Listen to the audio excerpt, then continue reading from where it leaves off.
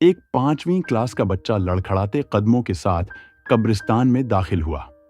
उसकी सिसकियां कब्रिस्तान की खामोश फिजा में छोटे छोटे जख्मों की तरह गूंज रही थीं। वो अपने बाप की कब्र के पास जाकर यूं बैठा जैसे ढह गया हो। अपना बैग जमीन पर फेंका और रोते हुए बोला, बाबा उठो ना, टीचर कहते हैं फीस लेकर आओ, वरना कल अपने बाबा को लेकर आना। बाबा मैं किसको लेकर जाऊं? आपने तो हमें छोड़ दिया। मैं कहां जाऊं बाबा? उसकी आवाज टूट रही थी। 5,000 रुपए की चादर बना देना।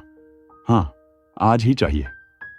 मगर बच्चे के रोने की आवाज सुनकर जैसे उनका कलेजा किसी ने चीर दिया हो, वो धीरे से उस तरफ मुड़े। बच्चे की टूटी हुई बिखरी हुई बातें सुनी। उनका वजूद कांप गया और पांव जैसे जमीन में धंस गए। उन्होंने फोन कान से हटाया, दोबारा कान से लगाया और लड़खड़ाती आवाज में कहा, भाई फूलों की चादर नहीं चाहिए, फूल मुझे कब्र के पास ही मिल गया है। वो बच्चे के पास आए, बैठे, हाथ कांप रहे थे। बटुआ खोला, नोट निकाले और बच्चे की नन्ही हथेली पर रखते हुए कहा, बेटा ये लो, ये पैसे तुम्हारे बाबा ने जन्नत से भेजे हैं। कल जरूर स्कूल जाना। तुम्हारे बाबा चाहते हैं कि तुम खूब पढ़ाई करो। बच्चा पैसे सीने से लगाकर फिर कब्र से लिपट गया और उन साहब ने मुंह फेरकर आंखों से बहते आंसू छुपाने की नाकाम कोशिश की।